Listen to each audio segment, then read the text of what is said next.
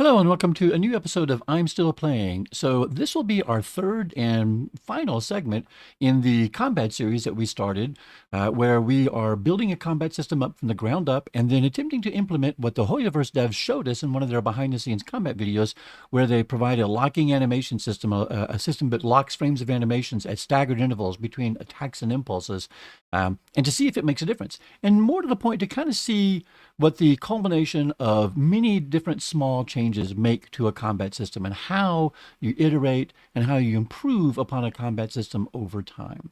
So we've come pretty far in our system so far, and if you have stuck with me thus far, I really appreciate you doing so. Now we're coming down to the final home stretch. So for this final segment, we're going to really dig into all of the last little bits and pieces that make this for real, and that really sort of deliver on the impact and the promise of satisfying combat.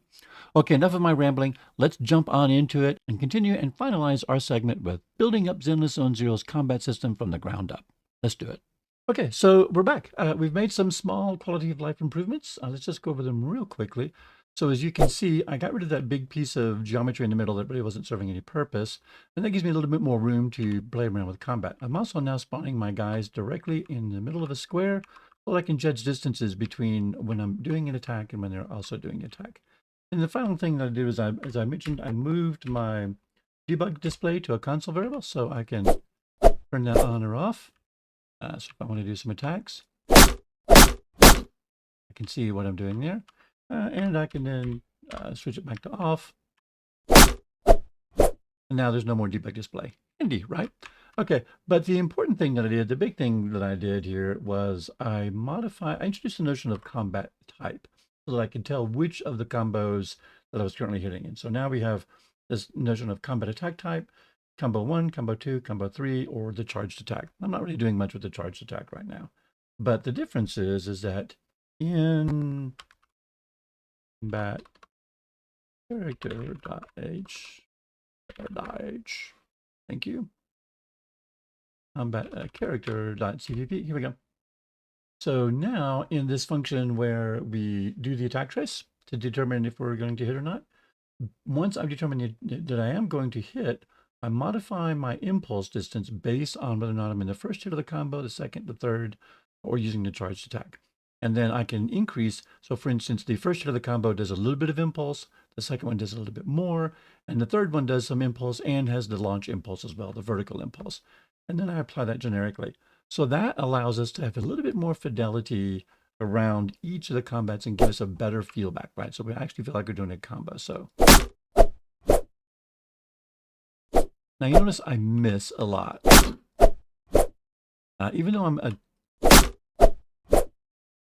I'm lined up and I'm like, hey, I should be hitting, I quite often miss. That's something we're going to do in a future update. Essentially what happens is that when I begin the attack, I'm always going in the same direction. And even when I have, I've increased my melee attack distance and my spheres for sweeping, it's pretty easy to get out of line and to not be focused on the character. Now what ZZero does here is it will always, basically it selects a soft target and you always are moving towards that soft target. Even so in ZZero, I can be like over here and even facing the wrong direction. And if that's my target, when I attack, it will turn and orient me towards that target and attack that. That's a pretty important quality of life improvement. I'm not sure I'm going to tackle that right now for this project, but that's why it's so easy to miss. But you can see I'm now doing a little bit more impulse with each attack. When I do get all three combos, I go. All right. And he knocks back a little bit more. And then we still ragdoll him on death just because it's fun. Okay, so those are the important quality of life changes I've added. The next step is to actually go ahead and start setting up those anim locks that we talked about. Got to build a new component to that because I need to be able to freeze attack montages for frames, for actual individual frame counts. So that could be interesting. I'm going to spend a little bit of time sussing out what I'm going to do there. And then once I have that set up, I'll come back to you and we'll see how it goes. We'll finally get to the end of whether or not the frame locking that the ZZero devs talked about implementing actually makes a difference. Okay, see you soon. Okay, so we're back. Hello, and we've made a ton of changes. I'm going to try to walk through them one at a time and hopefully not forget any of them. And we'll show you some of them sort of live as I set them up, because I've set them up, I've tried some things out, and I've backed some things out, and I've kind of moved things around. You know, that's how I do it. That's how you do it when you're working with characters and games and programming. Okay, so the first thing that you can see that I've done is I've moved the camera in a little bit closer, right? So I had a sort of an MMO style camera before, and I thought for action, we wanted to move the camera in just a little bit closer. That also required me to move the boom up to her shoulders, the boom location up to her shoulders, as opposed to in the middle of her root joint, so that it's not right in the middle of her back. So you can see I'm rotating from a spot that's really just about at her shoulder length. And in fact, I'm going to hit escape real quick. And I was mucking around with the materials early, but we're going to go to in the combat character. Here's where our camera bar is. Go to the viewpoint. Here's our camera. Here's our camera boom. You can see the boom is located for combat character now at about her middle of her back, right? It's about her shoulder length. And that gives us a little bit better field of view there. So back to the demo. So I've put the camera in a little bit closer. The other thing that I've done, the really big thing that I've done, is I've added auto. I basically, remember I talked in a previous video where I was missing all of the time. So I added the functionality to essentially for it to soft lock, select a target, and then rotate towards that target with each swing.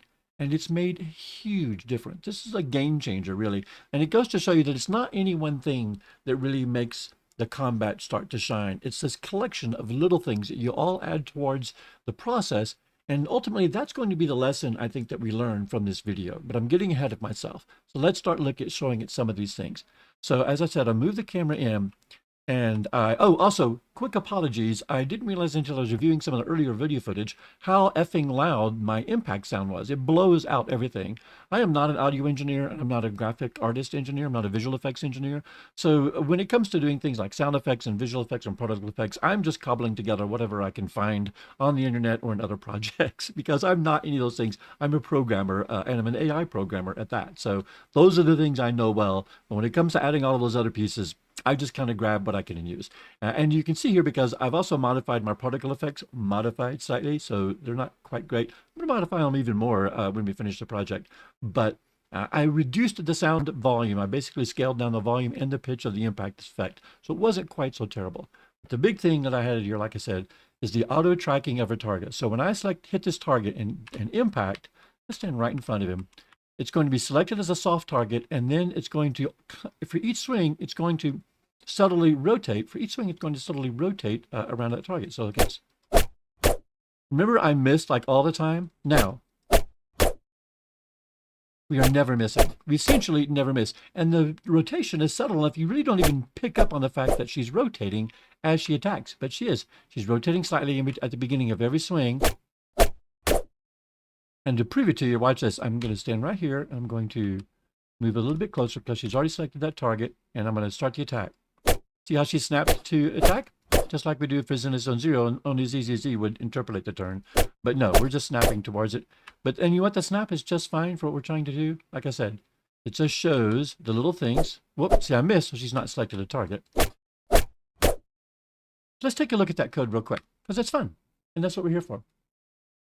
Current target. See, we now have the notion of a current target. It's a T-weak object pointer. We make it a weak object pointer so that if the target dies, we don't invalidate the pointer and crash our game. Yeah, here we go. In do attack trace, we say, hey, did I pick a target? If I've got a target, then if I have a possible target, then assign this target to my current target. Okay, that looks like fun. And then I have a new function called orient towards target. Now that I select a target, right?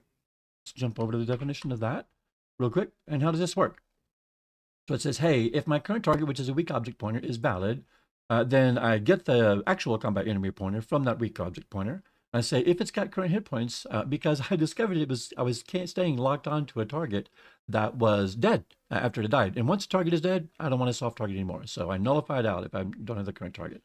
But if he does have actual hit points, and then I get his location, and I do the distance between me and his location as long as my distance is less than 2 meters, or less than twice my melee chest distance. And again, I do this because if I run far away from the unit that I was targeting, I don't want to turn around and retarget that.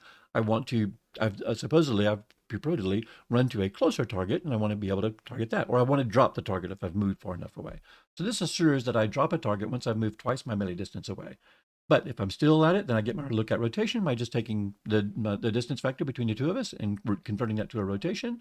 And then I set my active rotation. I just slam it right to that rotation. I don't do any interpolation at all. And I say valid target is true. And if I get to the bottom and valid target is not true, I clear out current target so we don't try to argue target. And then let's look at the places where we use that. Well, we do in combo attack. We basically, every time we do a combo attack, we say, hey, orient towards the target. And then also in charge attack, when we do that, we do this first thing, we orient towards the target just before we start playing the montage and charge the target. Essentially, anytime that I'm about to play a montage for the attack, I rotate towards my target if I have one. And with just that little code change, oh my gosh, it made a huge difference in just the playability of this whole situation, because now, look at that. Man, I can just, every combination I'm landing, no missing, no sidestepping. I can charge attack, all of that, right? And the impact effect is less too. Now, the next thing that we've done is we've actually implemented our frame locking technology. That's what we're going to try next. I'm going to stop this video here, take a quick break, set that up, and then we can be right back. Okay, so let's talk about how we're going to pause frames of animation. I remember when the Hoyoverse employees basically said they were using this frame locking system, what they did was they would lock an animation for 1, 2, 3, 4, X number of frames of animation. And they would lock the attack animation by X amount of time. And then they would lock the response animation, the react animation, by X minus some distance, essentially slightly less time. This would allow the reaction to begin playing back a little bit sooner than the action continued forward with its animation.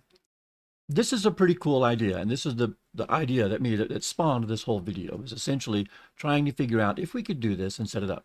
This is how I'm doing it. Now, in Unreal, typically when you want to play a specialized animation, we use what are called animation montages. And I'm not going to go into a deep dive, but essentially we say play montage, and all of our current attack animations are montage. We have combo attack 1, combo attack 2, and combo attack 3. And in fact, let me bring them up here real quick so I can show you. We go back up here. We go into anims.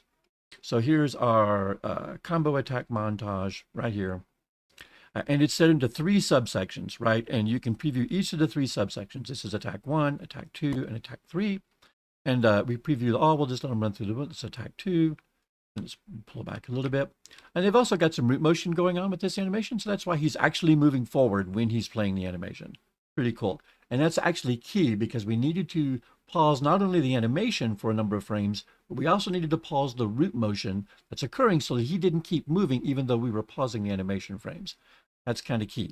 So now that you know what an animation montage at a very high level, what I did is I built a component called imaginatively the montage pause component.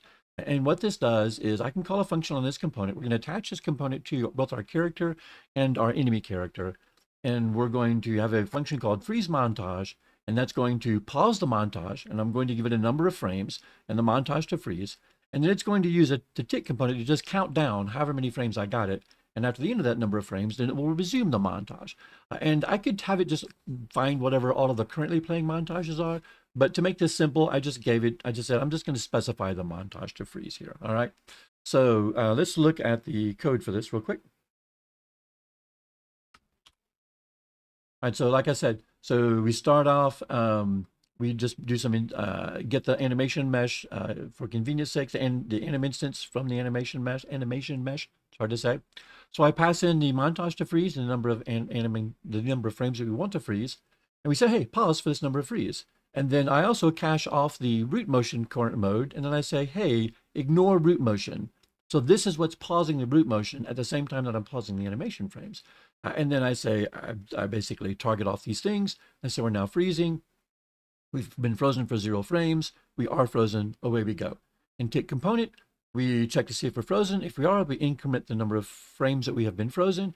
Once that number of frames gets equal to or greater than the total of frames that we wanted to freeze in the first place, we resume the montage.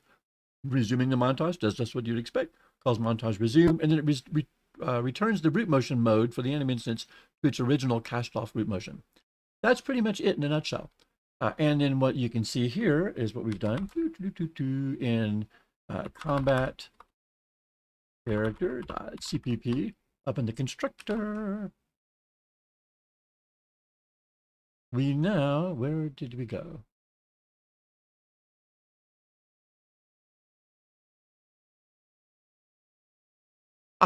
I couldn't find it.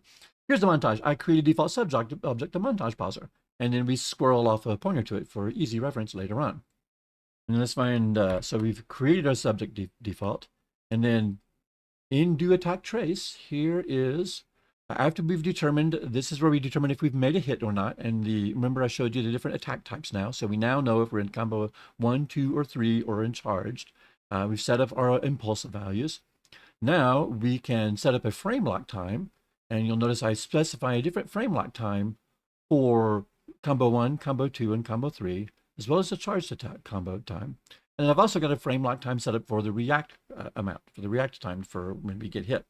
And I freeze the montage during the combo for current montage. Current montage is set basically to the montage that we're playing for the attack, and then that frame lock time. So now we're going to freeze those frames that period of time. And then we're going to do the same thing when we take damage. And this is in apply damage. I use my hit react frame lock amount of time, and I pause my react frame. This is why I had to convert from using this is why I needed to convert from using just a physics-based response in the attack to an actual animation-based response.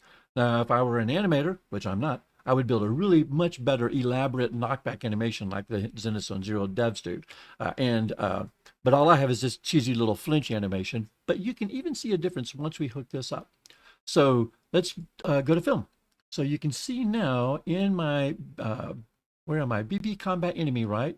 I have a montage pauser right here. Okay. And also I've set up in the frame, in the actual character, my hit react frame lock time of 9 frames. Now I played around with different values, and I found that using the attack frame count for about 11, and then pausing the attack for about 11 frames, and then pausing the reaction about 9 frames, gave us enough of a noticeable feel that it was actually going on. And if we look in PP combat character, and we look at my values that I've set up for combo frame locks here, I've got 11 and 11. So I'm using the same amount for all 3 combos, and then a charge frame account of also for 11 for that and 9 for this. So we could make each of these slightly less, right? Like we could make this 11 or make this 9, and then make this 11, and then make this 13. So we a little bit more of an impact on the player character. Still make this 9, charge frame also maybe 13. And then for the enemy just takes damage. I don't have stuff set up for him for applying the frame locks on his attacks. So let's compile and save this. Now the other thing that I did in order for demonstration purposes, whoa, what are all these extra guys? Why am I respawning guys? That's something I have to look into. Did I accidentally place these guys? I've got oh yeah. I set up some particle effects on those guys earlier, but I'm not sure why they're there.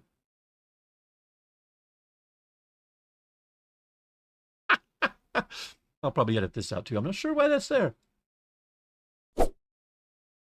I've got to check my spawning code to see if my spawning code is going bonkers or something. I have no idea how those figures got in there. That's freaking crazy. I'll have to look into that.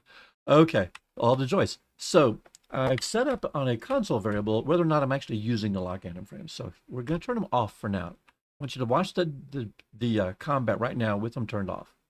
This is normal speed. All right, again. Not bad, right? Okay, now let's do it again in slow-mo speed.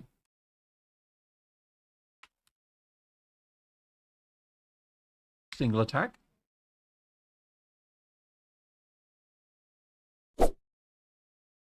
And I miss.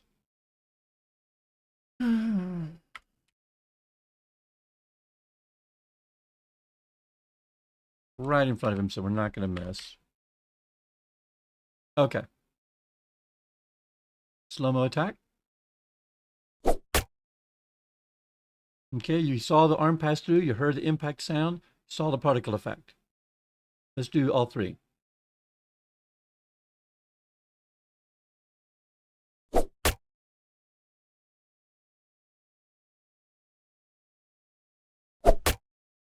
Impact effect there.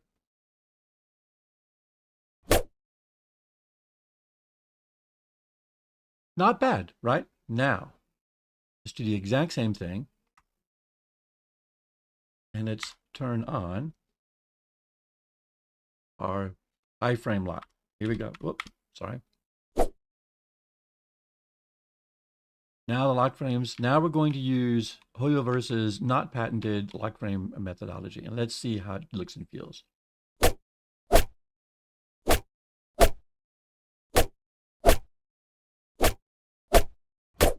Wow.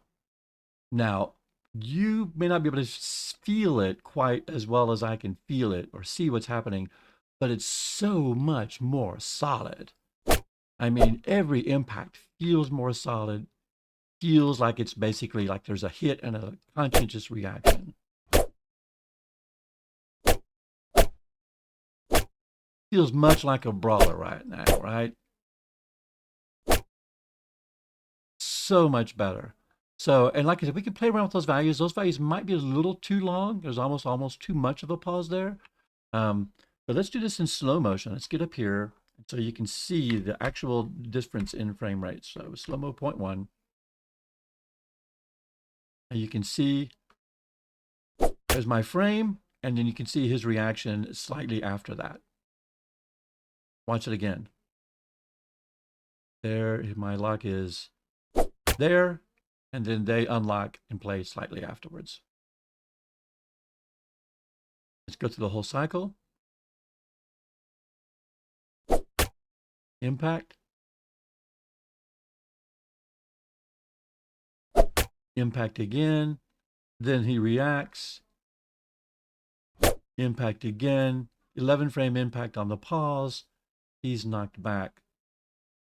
The frame locking definitely makes a difference. And like I said, it's not a huge difference. It's a subtle difference. But that's going to be the lesson of the day for this video is it's the collection of all of the things that happen when you're doing these combat modifications that really starts to make the game and make the combat feel solid and feel weighty and feel satisfying. Okay. All right, so that's pretty amazing. We're going to do a couple of more things. I'm just going to do some embellishment things to really kind of finish off and to bring home the whole combat modifications and combat enhancements. Be right back. Okay, so we're back, and I'm putting the finishing touches on our combat enhancements. So what I've done here is I've added some camera shake to the impacts to just give it a little bit more impactful feel, because that's what camera shake does. And then I also juiced up the particle effects. By juiced up, I mean I took the basic particle effect and I copied it twice, and then I changed the color slightly, because I'm not a visual effects artist, and so I don't really know a lot about the particle effect emitter. However, though, you can imagine, if you will, weapon traces and swing traces and glorious particle effects attached to these things to bring them even more to life. But just being a programmer and what we've done, let's take a look at what we've got now. So I also adjusted the times on the individual attacks to be a little bit less, but to still be distinctive for each particular attack. So let's just see how this works. Let's see how this looks. Here we go. Here we go. Ooh, boom. Oh, yeah. Right? So you can imagine some blue and green shit coming out of the guy as we beat him to death. And really, I mean, it really starts to feel like we're pummeling these guys. Whoop, if only I was lined up. So with the camera shake and our lock frames in place from ZZZ.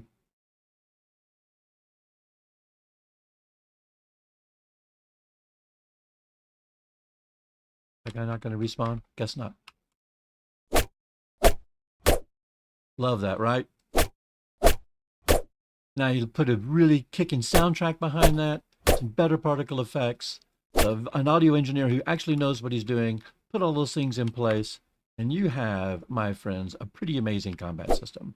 Now, like I said, I don't know how to do many of those things, but gosh, what a difference the frame locks made. And I love being able to take something that you see on a video and then put it in practice and to see if it works actually the way that they talk about it. And I feel like it does. I feel like we have made a huge difference going from our original physics-based, terrible impact location combat and really juice this up so it feels like a hard-hitting physical puncher. All right, now I don't know if this is going to be multiple videos or a single video really at this point. I've recorded a ton of video while I was going through this process, building this demo. And I'm hopefully going to be able to condense it all down into a single pretty darn long video, but it might be breaking it up across multiple ones. But regardless, this is the end. This is everything that I wanted to show you. I hope it's been instructive. I hope it's been informational. I hope you guys have enjoyed seeing a combat system come to life using some of the things that Hoyoverse talks about in their combat system for ZZero.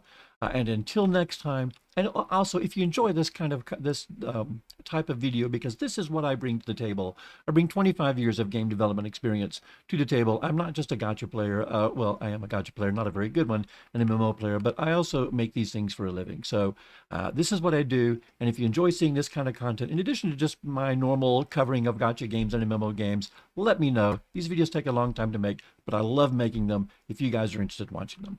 Anyway, tell me what you think in the comments below. And if you have anything to add, or if you know that I've missed some stuff, or if you'd like to see more stuff along those lines, please, by all means, let me know. In the meantime, wherever you're playing, play hard.